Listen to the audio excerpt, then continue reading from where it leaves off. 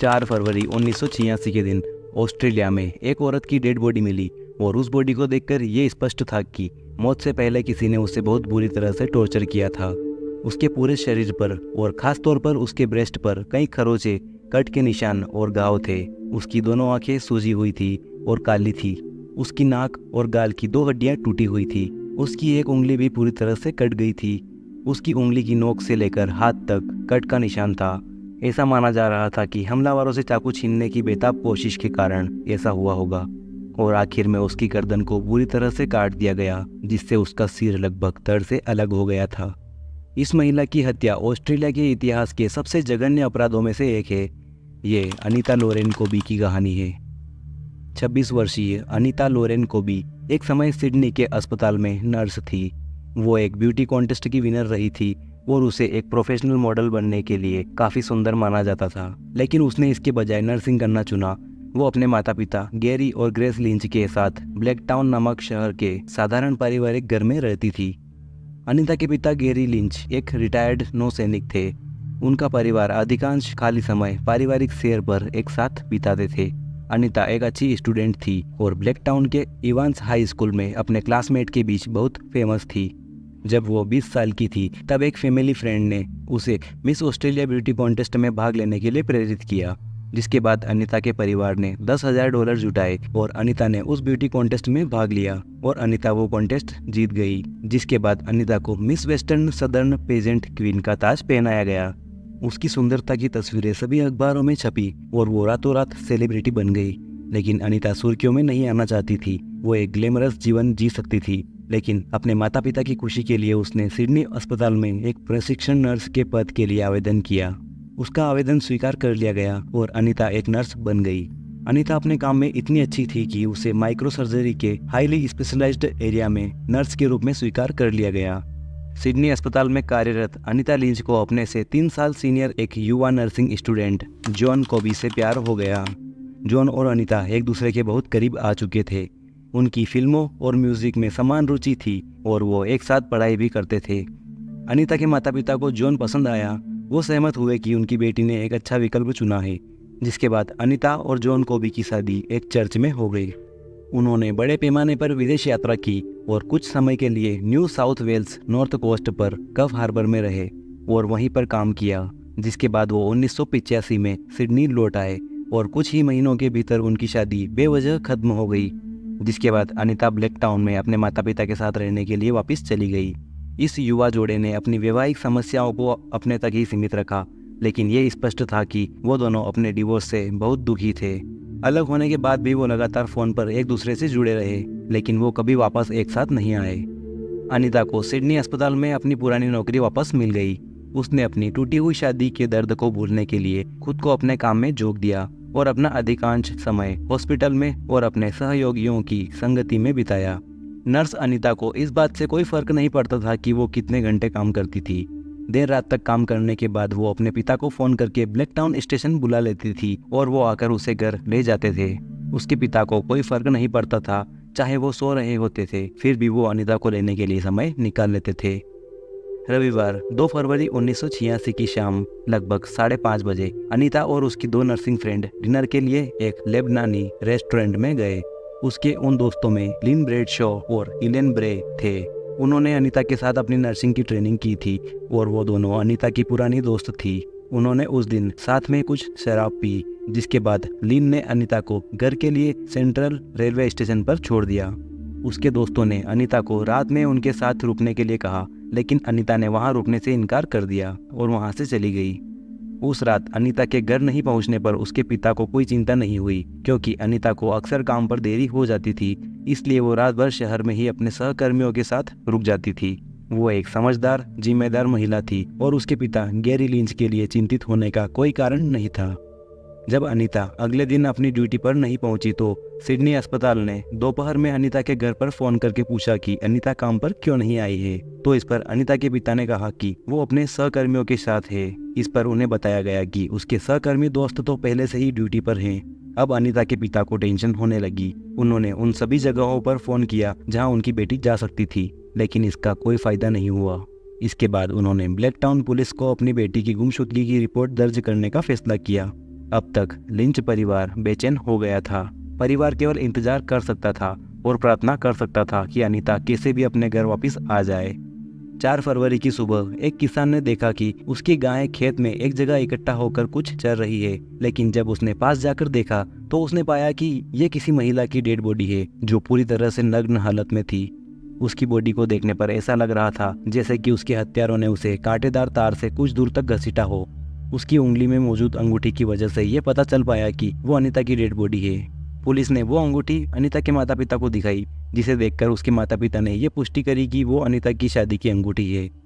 अनीता की हत्या की जानकारी मिलने के बाद ऑस्ट्रेलियाई जनता में गुस्सा भड़क गया और लोगों ने विरोध प्रदर्शन किया।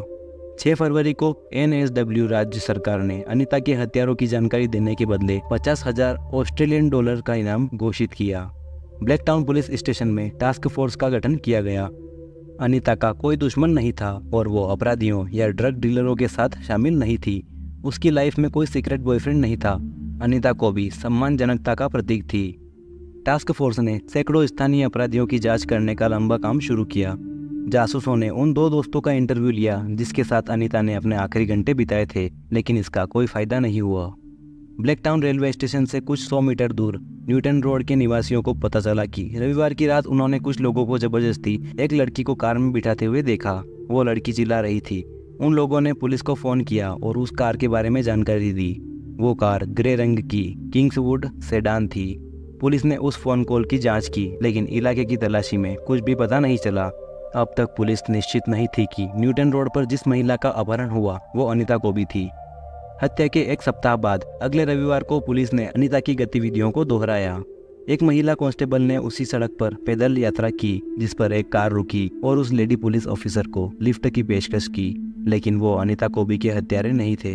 पुलिस को इससे कोई सुराग नहीं मिला, जिसके बाद मंगलवार 11 फरवरी को पुलिस को पहली सफलता मिली जब एक व्यक्ति ये कहने के लिए आया कि वो हत्यारों को जानता है, जो कि 4 लोग थे, लेकिन वो ये बताने में बहुत डर रहा था। वो व्यक्ति पुलिस से मिला और उन्हें बताया कि जॉन ट्रेवर्स नाम का एक व्यक्ति है और अन्य 2 अपराधियों मिक मर्डोक और लेस मर्फी ने हत्या से कुछ दिन पहले एक कार चुराई थी और उस कार को ग्रे कलर से रीपेंट किया था। उन्होंने चोरी की उस कार से मैग व्हील निकाल लिए और उनकी जगह नॉर्मल व्हील लगा दिए। उस मुखबिर ने जासूसों को बताया कि ट्रेवर्स हिंसा के लिए जाना जाता था और अपने साथ हमेशा एक चाकू रखता था। लोग डरे हुए थे कि अगर उन्होंने ट्रेवर्स के खिलाफ कोई भी जानकारी दी तो ट्रेवर्स और उनका गिरोह उनके पीछे पड़ जाएगा, जैसा कि पहले भी हुआ था।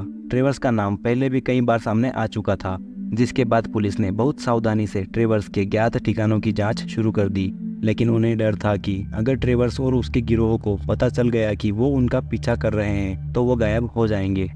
इस समय तक राज्य सरकार ने उस इनाम को दोगुना कर 1 लाख ऑस्ट्रेलियन डॉलर कर दिया था। इसके साथ ही एक मुखबिर ने कुछ पते बताए जहां जॉन ट्रेवर्स हो सकता था। पास के गोवर्थविल में एक घर पर सुबह की छापेमारी में पुलिस ने जॉन ट्रेवर्स और मिक मर्डोक को एक साथ पाया। पुलिस की पूछताछ में उन्होंने स्वीकार किया कि उन्होंने कार चुराई थी, लेकिन अनीता कोबी की हत्या के बारे में किसी भी जानकारी से इनकार कर दिया। पुलिस को उनके घर में खून से सना हुआ एक चाकू मिला जो ट्रेवर्स का था। पुलिस ने इस बारे में पूछा तो ट्रेवर्स ने कहा कि उसने इस चाकू से अपनी भेड़ों को मारा था। ट्रेवर्स और मर्डोक की गिरफ्तारी के समय पुलिस ने लेस मर्फी को लगभग 3 किलोमीटर दूर एक छापेमारी में पकड़ लिया। लेस मर्फी ने स्वीकार किया कि वो कार चोरी में शामिल था, लेकिन अनीता कोबी की मौत में किसी भी तरह की संलिप्तता से उसने इनकार किया। लेस मर्फी और मिक मर्डोक पर कार चोरी का आरोप लगाया गया और उन्हें जमानत पर रिहा कर दिया गया। पुलिस ने उन दोनों की गिरफ्तारी पर इस उम्मीद से रोक लगा दी कि मर्फी और मर्डोक उन्हें चोरी की कार तक ले जाएंगे और साथ ही उन्हें उंगलियों के निशान, ब्लड सैंपल और अनीता के कपड़े मिलने की संभावना थी, जो पुलिस को न्यूटन रोड में हुए अपहरण को अनीता की हत्या और ट्रेवर्स की गैंग से जोड़ने के लिए जरूरी थे। जॉन ट्रेवर्स को इस क्षेत्र में कई अपराध करने के संदेह में रखा गया था। इसमें 8 महीने पहले हुए एक युवा लड़की के साथ दुष्कर्म भी शामिल था। पुलिस ने ट्रेवर्स से हत्या के बारे में पूछताछ की, लेकिन उसने कुछ भी स्वीकार नहीं किया। वो जानते थे कि चोरी की कार या उसके कबूलनामे के बिना कुछ भी नहीं किया जा सकता था। जिसके बाद ट्रेवर्स ने पुलिस से पूछा कि क्या वो अपनी एक दोस्त को मिलने के लिए बुला सकता है, जिस पर पुलिस ने उसकी एक महिला दोस्त जिसका नाम गुप्त रखा गया था, जिसको हम मिस एक्स के नाम से एड्रेस करेंगे। पुलिस ने उससे मिस एक्स का नंबर लिया, जिसके बाद जासूसों ने मिस एक्स को फोन किया और उसे बताया कि ट्रेवर्स चाहता है कि वो उसके लिए कुछ सिगरेट लेकर आए। पुलिस जानती थी कि मिस एक्स के पास जॉन ट्रेवर्स के बारे में बताने के लिए बहुत कुछ होगा। और उन्होंने उस दोपहर एक सार्वजनिक स्थान पर मिस एक्स से मिलने की व्यवस्था की। जब वो मिस एक्स से मिले तो उसने बताया कि वो पुलिस से बात करते हुए पकड़े जाने से डरी हुई थी। भले ही ट्रेवर्स हिरासत में था, लेकिन उसे अब भी अपनी जान का खतरा था। मिस एक्स ने पुलिस को पश्चिमी ऑस्ट्रेलिया में हुए एक दुष्कर्म और एक अन्य दुष्कर्म के बारे में बताया। ट्रेवर्स ने उस महिला को बताया था कि दोनों दुष्कर्म के मामलों में ट्रेवर्स ने अपने पीड़ितों पर चाकू का इस्तेमाल करने की बात कही थी, जैसा कि वास्तव में अनीता पर इस्तेमाल किया गया था। मिस एक्स के मन में कोई संदेह नहीं था कि जॉन ट्रेवर्स एक हत्यारा है, और वो महिला ट्रेवर्स को फंसाने के लिए पुलिस की मदद करने में सहमत हो गई, और वो अगली सुबह पुलिस को रिपोर्ट करने को तैयार थी। अगली सुबह मिस एक्स पुलिस स्टेशन पहुंची और जॉन ट्रेवर्स के लिए सिगरेट लेकर गई, और आधे घंटे के लिए उसे ट्रेवर्स के साथ अकेले छोड़ दिया गया। जब वो वापस लौटी तो वो घबराई हुई थी और बेचैन थी। वो एक पत्ते की तरह कांप रही थी और उसकी आंखों से आंसू गिर रहे थे। उसने पुलिस को बताया कि ट्रेवर्स ने उसे बताया कि उसने अनीता कोबी की हत्या कर दी है। मिस एक्स ने उस बारे में एक बयान दिया जो ट्रेवर्स ने उसे बताया था, और वो अगली सुबह फिर से ट्रेवर्स से मिलने के लिए सहमत हो गई। इस बार मिस एक्स को एक टेप रिकॉर्डर लगाया गया। रिकॉर्डर में ट्रेवर्स ने वो सब बताया जिसमें उसने दावा किया कि उसने अपने दोस्तों के साथ मिलकर कैसे अनीता को पकड़ लिया और उसके साथ तब तक दुष्कर्म और मारपीट की जब तक कि ट्रेवर्स ने अंततः उसे मार ही नहीं डाला। Did you have sex with her? Did you? Anybody else? All of them. Drunk. She fucking said all of us. What is all your pieces? ट्रेवर्स की बात सुनकर मिस एक्स को अपनी भावनाओं पर काबू पाना मुश्किल हो गया, जिसके बाद पुलिस को मिक मर्डोक और लेस मर्फी को पकड़ने में कोई परेशानी नहीं हुई, क्योंकि उन्हें जमानत पर रिहा किया गया था और पुलिस उन पर नजर रख रही थी। अपनी गिरफ्तारी के समय मर्डोक अपने घर पर था और उसी घर पर लेस मर्फी को कंबल के नीचे 2 महिलाओं के साथ छिपा हुआ पाया, जिनमें से एक महिला प्रेग्नेंट थी। अपनी गिरफ्तारी में मर्डोक और मर्फी ने रोते हुए जॉन ट्रेवर्स को दोषी ठहराया। मर्डोक ने उसके खिलाफ आरोप लगाए और मर्फी ने एक कबूलनामा दिया जिसमें उसने हत्या में शामिल सभी लोगों का नाम लिया। उसने इस बात से इनकार करने का प्रयास नहीं किया कि वो वही था जिसने वास्तव में अनीता कोबी की हत्या कर दी। पुलिस ने मीडिया को सूचित किया कि 3 लोगों ने हत्या की थी और उन पर अनीता कोबी के अपहरण और हत्या का आरोप लगाया, जिसके बाद सैकड़ों लोग ब्लैक टाउन पुलिस स्टेशन में अपनी राय बताने के लिए पहुंचे कि उन अपराधियों के साथ क्या किया जाना चाहिए। कुछ लोगों ने हत्यारों को फांसी देने के लिए कहा तो कुछ लोगों ने कहा कि उन्हें 1 मिनट के लिए हमारे हवाले कर दो, और गुस्साई भीड़ वैसे ही चिल्लाती रही, जिसके बाद उन्हें ब्लैक टाउन स्थानीय अदालत में ले जाने के लिए पुलिस स्टेशन से बाहर निकाला गया। बाहर खड़े लोगों ने उनकी कारों पर थूका और कैदियों को अपना चेहरा दिखाने के लिए चिल्लाते रहे। जब 3 कारें अदालत के लिए रवाना हुई तो लोगों ने तालियां बजाई और पुलिस के लिए जयकारे लगाए। अनीता कोबी की हत्या कर दी गई थी और अब गैरी मर्फी और मैक मर्फी की तलाश थी, जो कि तीनों भाई थे। अखबारों में उनकी द वांटेड नोटिस के साथ तस्वीरें प्रकाशित की और जनता को चेतावनी दी कि वो बेहद खतरनाक अपराधी है और किसी भी परिस्थिति में उनसे संपर्क नहीं किया जाना चाहिए। पुलिस ने हर सुराग का पालन किया और कई घरों पर छापेमारी की, लेकिन वो दोनों उनसे बच निकले। तभी एक व्यक्ति ने फोन करके बताया कि मर्फी ब्रदर्स उसके बगल वाले हाउस में रह रहे हैं, जिसके बाद पुलिस ने उस घर को अपना निशाना बनाया, जो कि दक्षिणी सिडनी उपनगर में था। उन्होंने उस घर को घेर लिया और इंतजार कर रहे थे। जब एक महिला बाहर आई तो पुलिस ने उसे पकड़ लिया और उस महिला से पूछा गया, जिस पर उस महिला ने उन्हें बताया कि मर्फी ब्रदर्स दिन के दौरान उस घर में थे, लेकिन अब वो वहाँ नहीं है। लेकिन पुलिस को उस महिला पर विश्वास नहीं हुआ, इसलिए उन्होंने घर के अंदर जाने का फैसला किया। जब पुलिस घर के अंदर पहुंची तो उन्होंने पाया कि वो दोनों घर में ही मौजूद थे। मिक नीचे बैठकर टीवी देख रहा था और उसने कोई विरोध नहीं किया, लेकिन गैरी मर्फी पुलिस को देखकर पिछले दरवाजे से भाग गया। पुलिस ने उसका पीछा किया और कुछ दूर भागने के बाद वो गिर गया, जिसके बाद उन दोनों को गिरफ्तार कर लिया गया और उन्हें ब्लैक टाउन पुलिस स्टेशन ले जाया गया, जहां उन पर अनीता कोबी की हत्या का आरोप लगाया गया। उनकी गिरफ्तारी की बात जंगल की आग की तरह फैल गई और एक बार फिर गुस्से में भरी भीड़ पुलिस स्टेशन के चारों ओर इकट्ठा हो गई। लगभग 1500 लोगों ने सड़कों को जाम कर दिया। लगभग 9 बजे पुलिस स्टेशन के चारों ओर लोग उन हत्यारों की एक झलक पाने का इंतजार कर रहे थे। मर्फी ब्रदर्स पर जुलाई 1986 में सुनवाई के दौरान ब्लैक टाउन अदालत में औपचारिक रूप से आरोप लगाए गए। सभी ने खुद को दोषी न मानने का फैसला किया था। मार्च 1987 में उनका मुकदमा कार्यवाही शुरू होने से कुछ मिनट पहले सनसनीखेज तरीके से शुरू हुआ, जिसमें जॉन ट्रेवर्स ने अपनी याचिका को दोषी में बदल दिया। उसने स्वीकार किया कि वो वही इंसान था जिसने अनीता कोबी की हत्या की थी और जो कुछ भी उसने कहा वो सब जूरी ने सुना। उसने अपने कबूलनामे में बताया कि रविवार 2 फरवरी 1986 की उस भयानक रात को वास्तव में क्या हुआ था। उसके गिरोह ने रविवार की दोपहर और शाम का अधिकांश समय ड्यून साइड होटल में शराब पीते हुए बिताया और वो सभी काफी नशे में थे। उन्होंने कार में ड्राइव पर जाने का फैसला किया, जो कि एक सप्ताह पहले उन्होंने चुराई थी, लेकिन उनके पास पेट्रोल के पैसे नहीं थे, जिस पर उन्होंने किसी व्यक्ति को लूटने का प्लान बनाया।